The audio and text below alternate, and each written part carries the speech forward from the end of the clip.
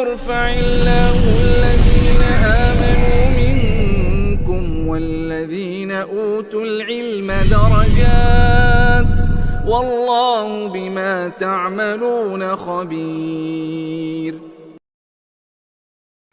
بسم الله الرحمن الرحيم. السلام عليكم ورحمة الله وبركاته. إن الحمد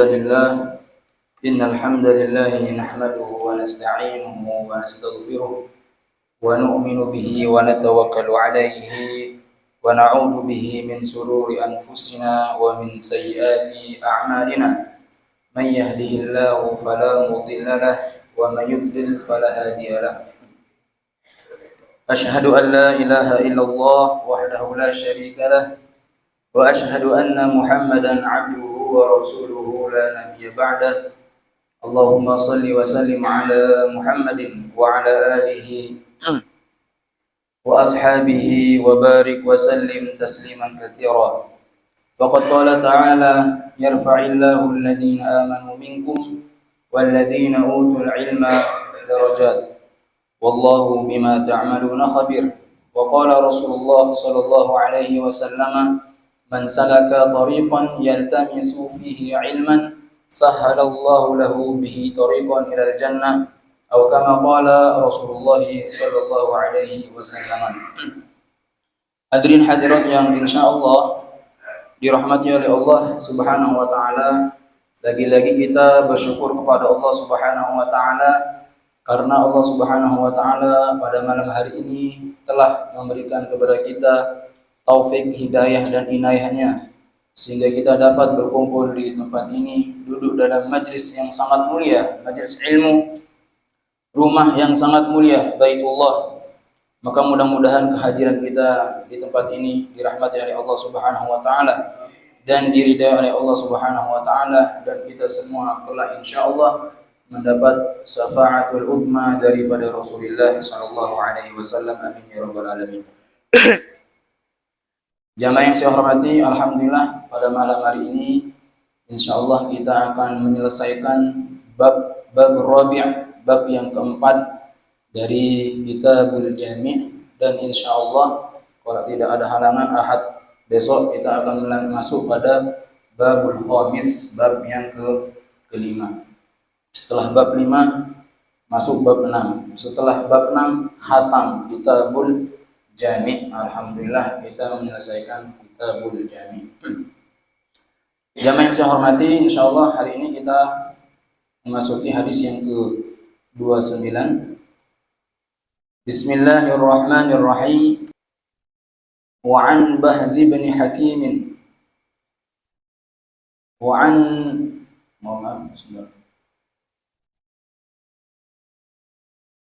وعن أبي الدرداء قال رسول الله صلى الله عليه وسلم: إن اللعانين لا يكونون شفعاء ولا شهداء يوم القيامة. أخرجه مسلم. An Abi Darda, dari Abi Darda, qala telah berkata, qala Rasulullah sallallahu alaihi wasallam, Rasulullah sallallahu alaihi wasallam bersabda: Innal la'anina, sesungguhnya la'anina,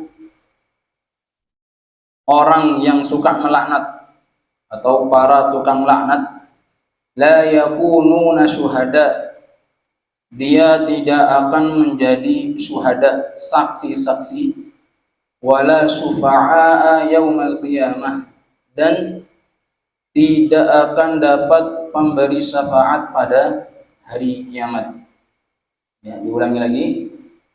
Innal la'ina la yakununa syuhada wala syufa'a yaumal qiyamah. Sesungguhnya para tukang laknat tidak akan menjadi syuhada, saksi-saksi, wala syufa' dan pemberi syafaat yaumal qiyamah pada hari kiamat. Baik, kita akan membacakan syarah daripada hadis ini dalam kitab Tawdihul Ahkam. Akhrajahu Muslimun wa an Abi Darda radhiyallahu anhu. Hadis ini diriwayatkan oleh Imam Muslim dari Abu Darda radhiyallahu anhu. Ba'da durus, ada beberapa pelajaran yang kita dapat dari hadis ini. Yang pertama, bayyanal ulama'u anna al-la'na lahu ma'nayan. Ulama menjelaskan bahwa melaknat itu ada dua. Nah, di sini kan Rasulullah mengatakan orang yang suka melaknat. Apa itu melaknat? La'anin itu apa? Di sini ulama mengatakan annal la'na lahu ma'nayain. Melaknat itu ada dua makna. Al-awwalu, yang pertama, ad-du'a'u 'alal ghairi bi'adami husuli rahmatillahi ta'ala. Ad-du'a, mendoakan 'alal ghair, orang lain, mendoakan orang lain agar tidak mendapat rahmat Allah Subhanahu wa taala. Ini termasuk laknat, melaknat. Ats-tsani, yang kedua, sabbul ghair, mencaci orang lain. Ini juga termasuk melaknat. Jadi hadis ini ya diterangkan oleh para ulama, ketika ada seseorang mendoakan keburukan agar dia tidak mendapat rahmat oleh Allah, atau ketika seseorang itu mencaci saudaranya, tetangganya dan lain sebagainya, ini termasuk dalam kata al-la'anin, orang yang suka melaknat. Nah, orang yang seperti ini maka dia tidak akan menjadi saksi pada hari kiamat dan tidak akan dapat memberi syafaat bagi pada hari kiamat. Kemudian amma makna la yakunu syufa'a, adapun makna tidak akan menjadi pemberi syafaat pada hari kiamat, maknanya fahuwa la yu'dana lahum minallahi biinqadi ikhwanihim alladziina sayadkhuluna an-nar. Maksudnya dia tidak akan diizinkan, ya. La yu'dana, sama sekali dia tidak akan diizinkan oleh Allah Subhanahu wa taala untuk menyelamatkan saudara-saudaranya sayadkhuluna an-nar, yang mereka itu akan masuk neraka. Jadi Bapak-bapak, maksudnya orang yang suka melaknat, maka orang yang seperti ini dia tidak akan diizinkan oleh Allah untuk menyelamatkan saudara-saudaranya yang sudah diwajibkan masuk ke dalam api neraka. Padahal ada satu hadis Rasulullah SAW, orang yang soleh dan saudara yang baik ini akan dapat memberikan pertolongan, syafaat pada hari kiamat kepada saudara-saudaranya yang lain. Dalam hadis sahih disebutkan ketika orang soleh ini dimasukkan ke dalam surganya Allah, ini pernah saya bahas pada waktu khutbah ya. Tiba-tiba ketika dia masuk ke dalam surga, loh, enggak ditengok dalam surga itu, loh, ini teman-teman saya yang selama ini ketika bersama-sama di dunia kok enggak terlihat. Ternyata orang yang soleh ini melihat teman-temannya itu atau saudaranya dimasukkan ke dalam api neraka. Maka orang yang soleh ini, bapak-bapak yang dirahmati oleh Allah, dia protes di hadapan Allah, ya Allah, kanu yusalluna ama wa yasumuna ma'ana. Ya Allah, mereka itu pernah bersamaku di dunia, pernah sholat bareng-bareng, puasa bareng-bareng, buka puasa bareng-bareng, tahsin bareng-bareng. Tapi kok engkau masukkan mereka ke dalam api neraka, sedangkan saya di dalam surga? Aku tidak terima ya Allah. Maka Allah Subhanahu wa taala mengatakan, akhriju man araftum. Kalau begitu keluarkan teman-teman kamu yang kamu kenal. Keluarkan dia dari neraka dan masukkan dia ke dalam surganya Allah Subhanahu wa taala. Ini teman yang soleh. Nah, di sini disebutkan, tetapi teman yang suka melaknat, tuh teman yang suka mencaci, maka teman yang seperti ini dia tidak diizinkan oleh Allah untuk menyelamatkan saudara-saudaranya pada hari kiamat yang akan masuk ke dalam nerakanya Allah. Qala an-Nawawi, Al-Imam Nawawi rahimahullah mengatakan, fama'nahu la yashfa'una yawmal qiyamati hina yushaffa' al-mu'minun. Maknanya mereka tidak akan memberikan syafaat hina yashfa'ul mu'minun, ketika orang-orang beriman itu diizinkan untuk memberikan syafaat kepada saudara-saudara yang lain. Alladzina astahabbun nar, yang mana teman-temannya yang lain itu telah diwajibkan oleh Allah untuk masuk ke dalam api neraka. Qala As-San'ani rahimahullah, kemudian Imam As-San'ani rahimahullah mengatakan, wal haditsu ikhbaru bi anna katsiri la'nan laisa lahum 'indallah qabulu syafah yaumal qiyamah. Maksudnya hadis ini menjelaskan bahwa orang yang suka melaknat, orang yang suka mencaci, orang yang suka mengucilkan saudaranya, melaknat seperti itu, maka dia tidak akan diizinkan oleh Allah untuk memberikan syafaat pada hari kiamat. Ai la yasfa'una hina yasfa'ul mu'min fi ikhwani. Artinya dia tidak akan memberikan pertolongan, ya, sebagaimana orang-orang yang beriman dia dapat memberikan pertolongan kepada saudara-saudara yang lainnya. Kemudian makna yang ketiga, makna yang ketiga, wala syuhada, dan dia tidak akan menjadi saksi. Apa yang dimaksud dengan syuhada di sini? Tidak akan menjadi saksi. Maka ulama mengatakan di sini memiliki 3 kemungkinan makna. Yang pertama, la yakununa yaumal qiyamati syuhada ala tablighil umam rusuluhum ilaihim risalat. Orang yang suka melaknat, makna yang pertama, maksudnya yang tidak menjadi saksi, maksudnya adalah mereka pada hari kiamat itu tidak akan bisa menjadi saksi, ya, atas apa-apa yang telah disampaikan oleh para rasul. Padahal di antara keistimewaan umat Muhammad SAW, dia itu akan menjadi saksi atas hal-hal yang telah disampaikan oleh para nabi dan rasul. Tapi orang yang suka melaknat, dia tidak akan bisa menjadi saksi. Yang kedua, la yakunu syuhada'a fid dunya. Yang kedua, dia pun tidak akan bisa bersaksi, ya, pada hari kiamat. Maksudnya apa? Wala tuqbalu syahadatum li fiskihim. Maksudnya apa? Maksudnya persaksian dia tidak dapat diterima li fiskihim karena kefasikannya dia. Paham ya, Pak ya? Yang pertama, dia tidak akan mendapat menjadi saksi atas risalah-risalah yang Rasulullah para nabi sampaikan. Yang kedua, persaksiannya tidak akan diterima karena dia memiliki sifat fasikannya. Yang ketiga, la yarzuquna syuhada wa hiyal qatlu fi sabilillah. Orang yang suka melaknat, maka dia tidak akan dianugerahkan syahadah, apa itu? Sebagai orang yang mati syahid fil qatli fi sabilillah, yaitu terbunuh di jalan Allah Subhanahu wa taala. Ini yang dimaksud dengan syuhada. Paham ya, Pak ya? Jadi memiliki 3 makna. Kemudian hubbul la'nah, suka melaknat, ini bukanlah sifat orang yang beriman. Kata Nabi SAW, laisal mu'minu bit-ta'an wala la'an. Seorang mukmin itu bukanlah orang yang suka ta'an, mencela, wala la'an, dan tidak suka melaknat, walal fahish, atau orang mukmin itu dia tidak suka melakukan perilaku yang keji, walal badi, dan tidak suka berkata-kata yang kasar.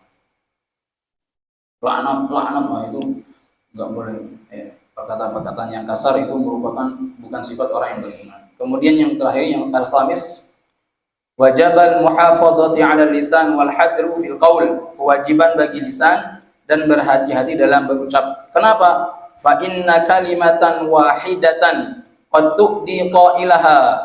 Karena satu kalimat saja itu dapat tu'di, menjerumuskan qailaha, orang yang mengucapkannya, fil itsmil adim, dalam dosa-dosa besar. Jadi Pak, setiap kata-kata yang keluar, ya, apalagi kalau itu perkataan-perkataan yang enggak baik, Masya Allah, ini akan menjadi apa? Akan menjerumuskan orang tersebut ke dalam api neraka disebabkan karena ucapan-ucapannya. Maka di sini disebutkan Rasulullah SAW mengatakan, innal 'abda la yatakallamu bi kalimatin min ridwanillahi ta'ala la yalqi bal yarzuquhu Allah biha darajatin. Ketika seorang hamba dia mengucapkan satu kalimat dan kalimat itu kalimat yang baik, maka Allah Subhanahu wa taala akan mengangkat derajatnya. Bayangkan, satu perkataan Allah akan angkat derajatnya. Sebaliknya, wa innal 'abda la yatakallamu bi kalimatin min sukhtillah. Ketika seorang itu mengatakan satu perkataan yang keji, yang enggak baik, yang mengundang murka Allah, la yaqilha balan yahwi biha fi jahannam, maka ucapannya tersebut akan menjerumuskan dia ke dalam api neraka jahanam. Ini pengertian hadis yang pertama. Baik, hadis yang berikutnya, hadis yang ke-30. Bismillahirrahmanirrahim.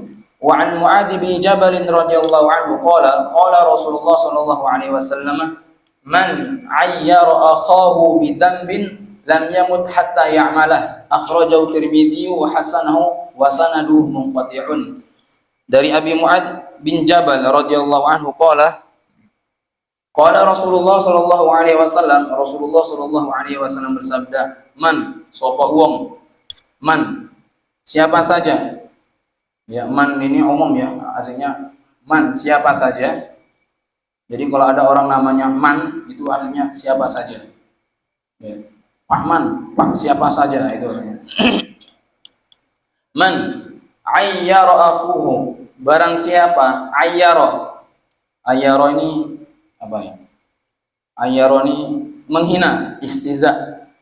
Barang siapa ayyara akhuhu, menghina akhuhu, saudaranya, bidzambin karena satu dosa, lam yamut hatta ya'malahu, maka dia tidak akan mati sebelum melakukan dosa tersebut.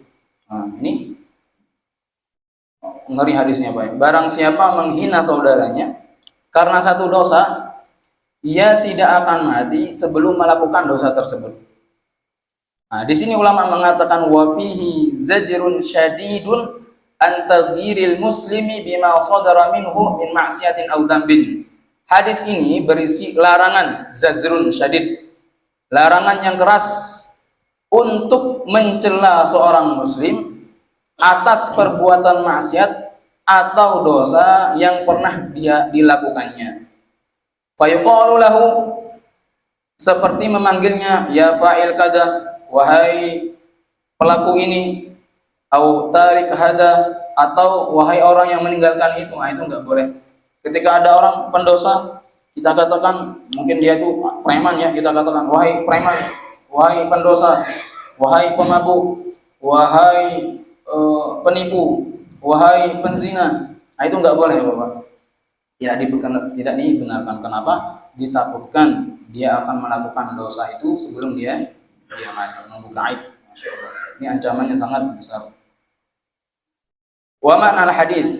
Hadis ini menjelaskan bahwa anna man ayyar akhul muslim bi dzambin iftarahu sabiqan. Barang siapa mencela saudara sesama muslim sabiqan, atau sesuatu dosa yang pernah dilakukannya di masa lalu, fa innahu ya'ridu nafsahu li hadzal iqabil alim. Nah, maka dia telah menjerumuskan dirinya pada hukuman yang sangat pedih. Wa huwa ayyaqa fi dzalika dzam, maksudnya dia sendiri akan jatuh dalam dosa itu, au fi mithlihi, atau dosa yang serupa, au syarrin min, atau dosa yang lebih buruk darinya, qabla ayyamut, sebelum dia mati. Maka ketika ada seorang melakukan dosa, maka kita tidak boleh mengungkit-ungkit dosa yang dia pernah lakukan. Kadang-kadang ada orang itu bangga dengan dosa yang pernah dia lakukan. Saya sudah 10 orang saya pernah bunuh, yang macam-macam. Bangga dia. Minuman-minuman alkohol dari harganya yang murah sampai yang paling tertinggi sudah saya minum. Itu tujuannya untuk kiber, menyombongkan diri. Itu enggak boleh. Padahal jemaah yang dirahmati oleh Allah, Nabi mengatakan, ketika engkau memiliki satu aib, maka tutup rapat-rapat, jangan sampai orang itu tahu dengan aibmu sendiri. Ya, biarlah aib itu hanya kita yang tahu dengan Allah Subhanahu wa taala. Yang lain tidak perlu tahu. Tapi sekarang Masya Allah, kalau kita lihat di media sosial, Pak ya, di televisi, dengan bangganya mereka itu memperlihatkan aib keburukan yang pernah mereka lakukan. Kemudian hadirin yang dirahmati oleh Allah, di sini Ibnu Qayyim rahimahullah mengatakan, wa kullu ma'siyatin 'ayyarat biha akhaka fahiya ilaika. Ibnu Qayyim rahimahullah beliau mengatakan, setiap kemaksiatan 'ayyarat, yang dijelek-jelekkan, biha akhaka fahiya ilaik, setiap maksiat yang dijelek-jelekkan pada saudaramu, ya, yahtamilu ayyazida bihi, maka itu akan kembali padamu, wala budda an ta'malaha, dan engkau dipastikan akan melakukan dosa tersebut. Ya.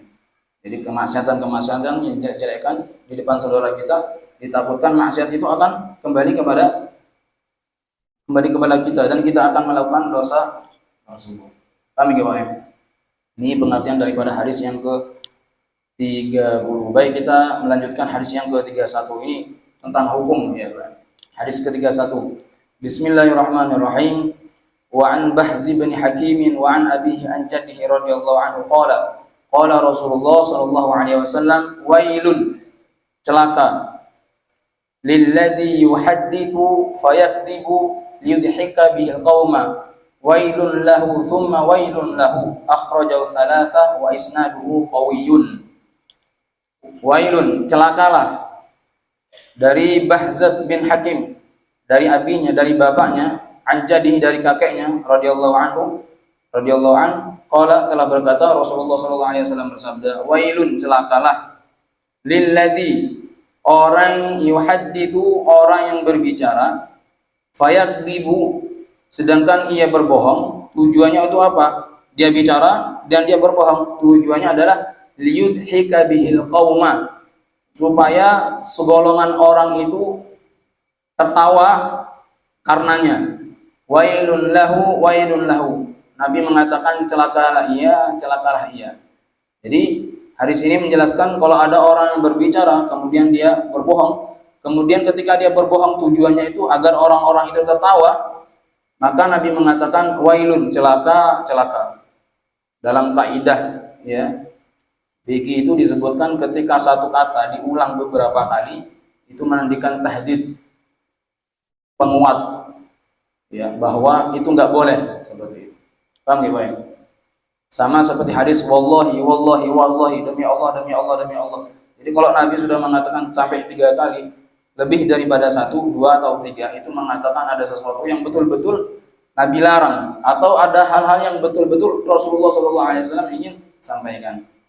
Baik. Nah, di sini ulama mengatakan tikraru wailun lahu, ya, pengulangan kalimat wailun, celaka, celaka, celaka, yushiru ila tahdir. Ini menunjukkan peringatan berlapis, tahdiri mutarajjid, peringatan berlapis, wa ta'kidi ala adami dambin hadal fi'l, dan tentang besarnya dosa perbuatan ini.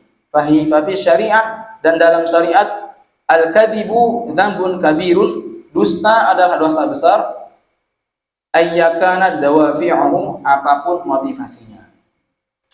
Jamaah yang dirahmati Allah, sekarang timbul pertanyaan, Pak Ustadz, apakah selamanya berdusta itu berdosa?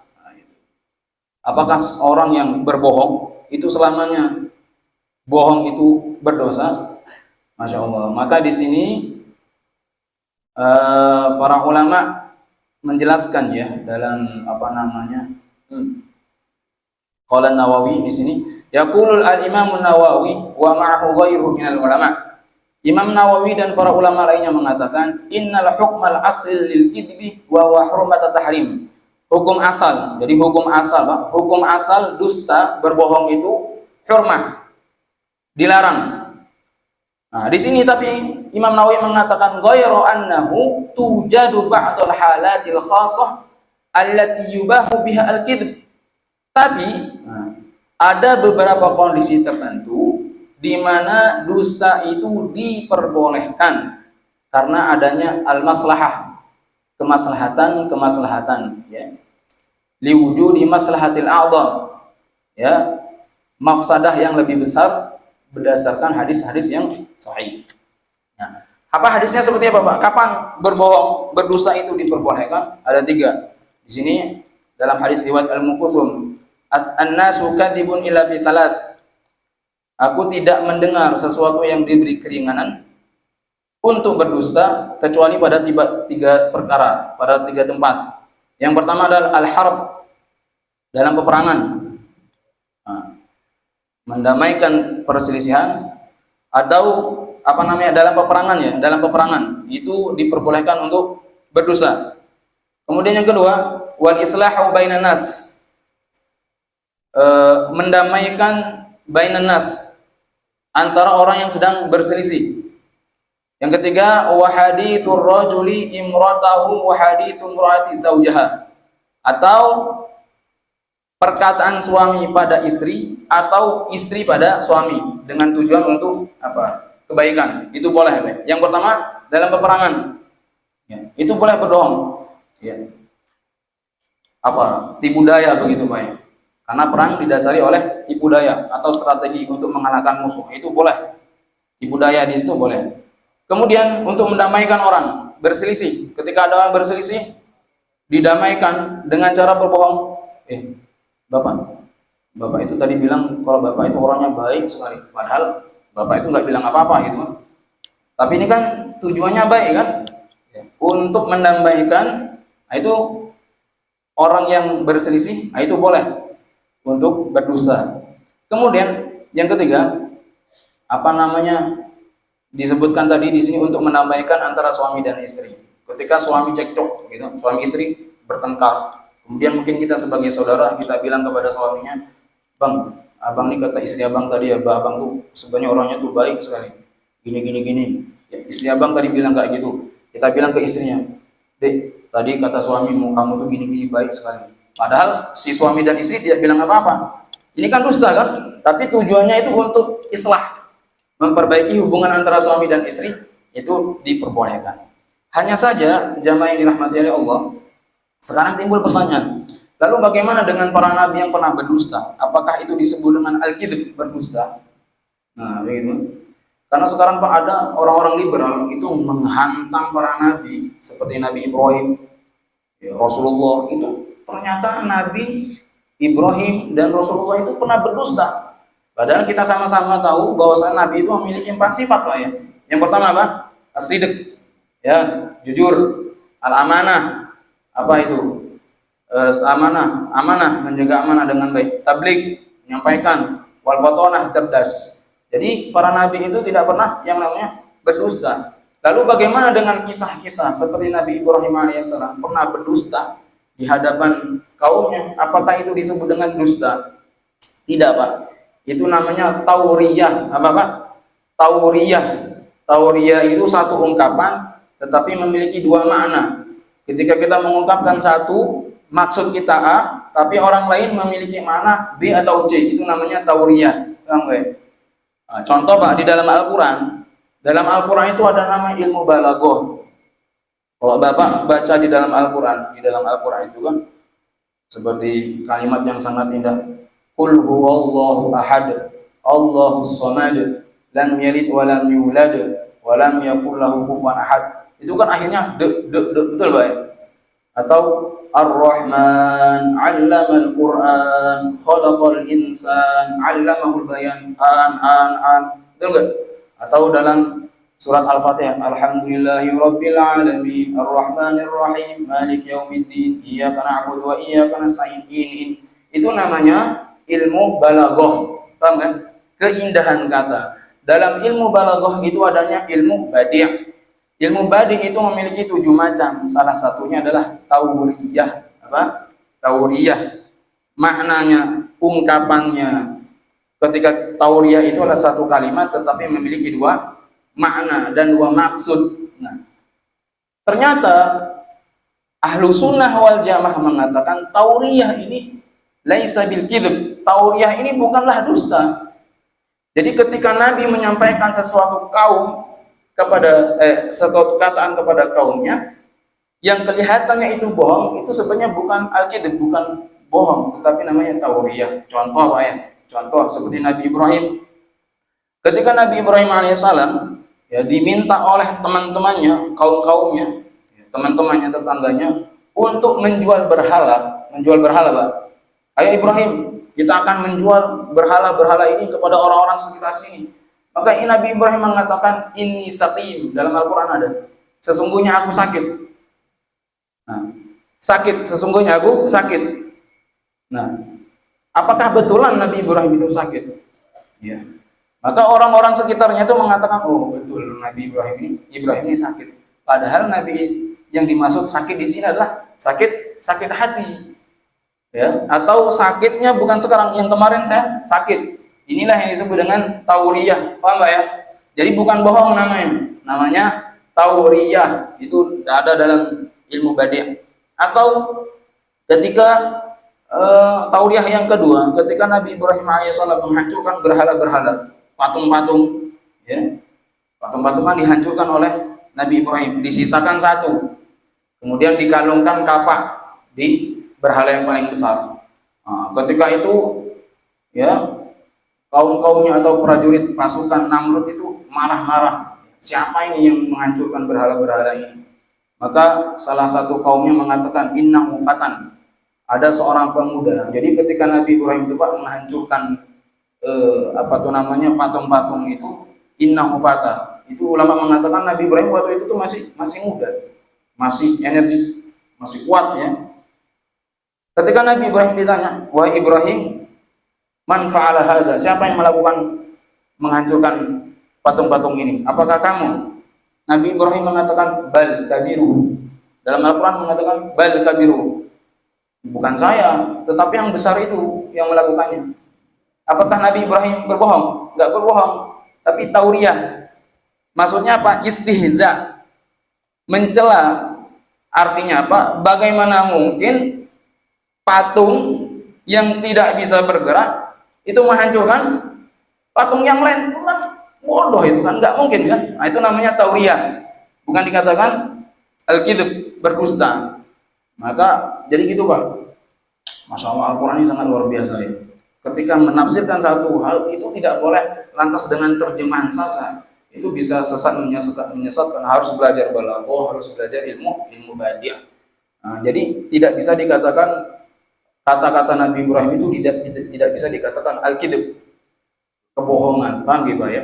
Itu namanya tauriyah. Ungkapannya satu tetapi memiliki dua makna. Ketika kita mengucapkan sesuatu menurut kita A, tetapi menurut yang lain itu B atau C, itu disebut dengan tauriyah. Paham ya? Jadi kalau ada orang liberal mengatakan para nabi pernah berdusta, termasuk Rasulullah Muhammad itu pernah berdusta, itu perkataan yang salah, khati'atun jiddan, betul-betul salah kalau kata guru kami itu.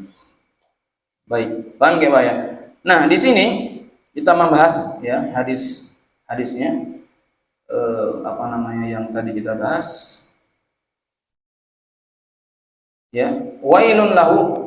Ya, ketika tikrar wailun, pengulangan kata-kata wail itu menunjukkan bahwa besarnya dosa perbuatan ini. Artinya ketika orang berbicara kemudian dia buat lucu-lucuan untuk agar orang itu tertawa ketika dia tetapi ada dasar kebohongan di situ, maka ancamannya itu sangat besar. Di sini ulama mengatakan al-dhahik awil mizah huwa minat taba'il fitratiyah lil insan.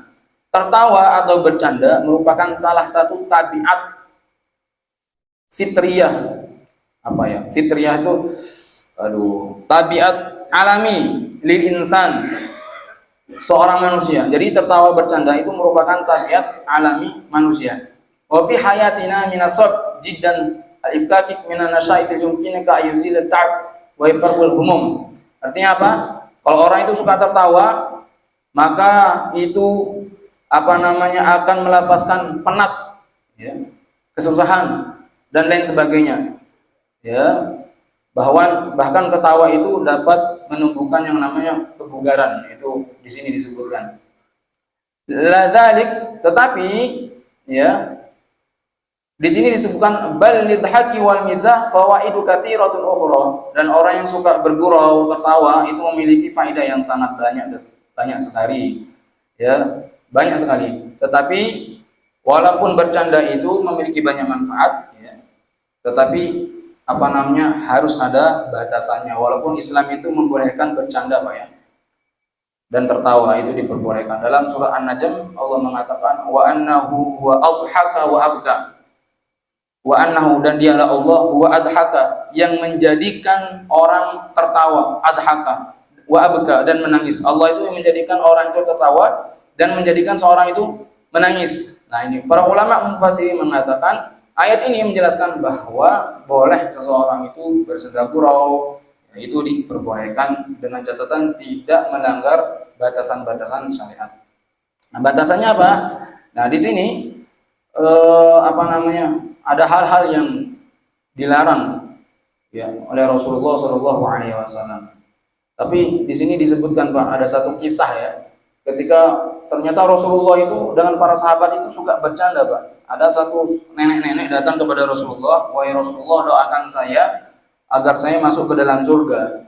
Maka kata Rasulullah SAW, "Wahai perempuan, sesungguhnya tidak ada nenek-nenek itu masuk ke dalam surga." Maka nenek-nenek itu menangis, Pak, menangis ya. Karena kata Rasulullah tidak ada nenek-nenek masuk ke dalam surga. Ketika itu Rasulullah SAW menyampaikan kepada sahabat-sahabat yang lainnya, "Wahai sahabat-sahabatku, sampaikan kepada wanita itu yang dimaksud nenek-nenek tidak masuk ke dalam surga itu betul, karena orang yang masuk ke dalam surga, di dalam surga itu tidak ada nenek-nenek, usianya dimudahkan oleh Allah Subhanahu wa taala, kembali muda. Bahkan ulama mufassirin mengatakan, berapakah usia penghuni surga itu? Ya, usia penghuni surga itu perempuannya itu kisaran khamsa wa thalathina umran, 35 tahun. Saya kurang paham kenapa 35 ya. 35 itu berarti lagi matang-matangnya, Pak. Lagi matang-matangnya perempuan itu kan usia 35 ini. Usia ahli surga itu 35. Ya, dia akan memiliki ketampanan sebagaimana Nabi Yusuf, kewibawaannya sebagaimana Rasulullah, dan kekar badannya itu seperti Nabi Musa alaihissalam, dan tingginya seperti Nabi Adam. Ada yang mengatakan seperti itu. Maka Rasulullah ini bercanda kepada perempuan tersebut bahwasanya nenek-nenek tidak akan bisa masuk, tidak akan mungkin masuk surga. Kenapa? Karena semua akan dimudahkan, dikembalikan mudah oleh Rasulullah, oleh Allah Subhanahu wa taala. Bahkan para jamaah, saya pernah menyampaikan, sahabat-sahabat ini pun sering bercanda kepada Rasulullah SAW. Gak main-main, Pak. Sahabat ini kalau sudah bercanda dengan sahabat-sahabat yang lainnya, itu lempar-lemparan buah, bitih, buah semangka, saling lempar. Bayangkan, saling lempar buah semangka. Dan di Indonesia ini kalau canda mungkin gak ada yang seperti itu, Pak. Jadi sahabat Nabi itu kalau canda saling-saling lempar buah semangka. Nah, sampai-sampai di sini disebutkan, "Ya Rasulullah, innaka tuda'ibuna." Wahai Rasulullah, apakah engkau juga bersenda gurau bersama kami? Qala na'am. Iya, saya suka bersenda gurau. Ghairu anni la aqulu ila haqqan, tetapi ketika saya bersenda gurau, saya tidak pernah berkata kecuali hak yang benar. Paham ya, Pak ya? Kemudian, ma ra'aitu Rasulullah sallallahu alaihi wasallam dhahikan hatta ara minhu lihwatahu innama kana yatabassam. Aku tidak pernah melihat Rasulullah sallallahu alaihi wasallam itu tertawa, dhahikan, terbahak-bahak, hatta ara minhu, sehingga terlihat lidahnya, akan tetapi kana yatabassam, beliau itu hanya tersenyum. Makanya, Pak, ketika kita tertawa itu jangan sampai gigi kita tuh terlihat wah wah wah. Kalau kita betul-betul tertawa, ya sunnahnya itu menutup apa? Mulut kita dengan dengan tangan kita. Ada orang yang kalau udah ketawanya kan kebangetan, Pak ya. Oh, seperti ini, tutup, sunnahnya itu seperti ini. Atau senyum. Nah. Paham ya, Pak ya? Kemudian al-hukmu syar'i fil farah. Bagaimana hukum bersenda gurau? Ya. Karena Rasulullah SAW suka bersenda gurau. Hukumnya itu seperti apa? Al-mubah, hukumnya itu diperbolehkan dengan catatan ketika bersenda gurau itu tidak ada unsur. Yang pertama, apa? Kata Rasulullah SAW, tidak ada unsur dusta di dalamnya. La tukthiru dhahak fa inna kathratu dhahki tumitul qalb. Jangan kamu banyak tertawa, karena sesungguhnya banyak tertawa itu akan membuat hati seseorang itu mati. Minal umuril mamnu'ah syar'an fil mizah, di antara hal-hal yang dilarang secara syar'i fil mizah di dalam bercanda, yang pertama al-isatu ilallah au ila rasulillah au ila syari'ati, menyinggung Allah dan Rasulnya atau syariatnya. Itu enggak diperbolehkan. Kalau ada senda gurau sampai menyinggung atau menyinggung Allah, Rasulnya atau menyinggung syariatnya, itu tidak diperbolehkan dan hukumnya haramun. Yang kedua, al-istihanatu bil akharin, merendahkan, menghina orang lain, ya. Menghina, merendahkan orang lain itu tidak diperbolehkan. Kalau sudah bercandanya itu sampai menghina, merendahkan orang lain, itu tidak diperbolehkan, bahkan al-haram. Yang ketiga, al-kidbu li azli mizah, dusta demi bercanda. Makanya Pak, ulama mengatakan bagaimana hukum pelawak? Bagaimana hukum pelawak, orang yang suka melawak itu? Kalau melawaknya itu tidak ada unsur kedustaan, niatnya untuk memberikan hiburan untuk orang lain, itu nggak apa-apa. Tapi kalau sudah ada unsur dusta, itu nggak boleh. Mohon maaf Pak, ulama guru kami pernah mengatakan paling banyak nanti yang dihisab oleh Allah itu para ustadz yang suka ceramah. Makanya hati-hati itu. Kenapa? Karena dipastikan Pak, apalagi kalau sudah asing ngomong itu kadang-kadang ada aja kisah-kisah yang dusta itu pasti ada ya. Maka guru kami pernah menyampaikan seorang ustadz atau kiai setelah dia berceramah hendaknya dia beristighfar kepada Allah. Kenapa? Ditakutkan ada kata-kata yang ada unsur kebohongan di sana. Kamu gimana? Ada unsur kebohongan. Itu dilarang oleh Rasulullah Shallallahu Alaihi Wasallam. Karena sekarang Bang, kalau ceramah itu ndak lucu, nah itu nggak dipanggil lagi. Ya. Betul itu. Kalau ada penceramah serius, hadis sahih, wah itu terlalu tegang itu, naik darah tinggi nanti. Tapi kalau sudah dari awal sampai akhir itu lucu terus, itu diundang terus itu. Apalagi di kampung kami Pak, dengar orang ceramah sudah serius dari awal, ngantuk rek, udah ngantuk. Tapi kalau sudah lucu terus, ya harus selang-seling ya, ada tegangnya, ada lucunya. Tegang, ada lucunya untuk agar orang itu nggak tegang terus, dikasih hiburan-hiburan lucu-lucu nggak apa-apa. Yang penting tidak ada unsur dusta atau kebohongan. Paham gitu ya? Inilah hadis-hadis Nabi Shallallahu Alaihi Wasallam yang menjelaskan tentang haramnya berbohong. Masih lama masih 7 menit ya. 7 menit ya. Cukup ya maksudnya. Cukup ya Pak. Masih ada sisa 2 hadis. Insyaallah kita lanjut. Enggak ada halangan Ahad pagi insyaallah. Semoga bermanfaat dan kita semua bisa mengamalkan hadis yang kita baca pada malam hari ini. Amin ya rabbal alamin. Subhanakallahumma bihamdika asyhadu an la ilaha illa anta astaghfiruka wa atubu ilaik. Wassalamualaikum warahmatullahi wabarakatuh.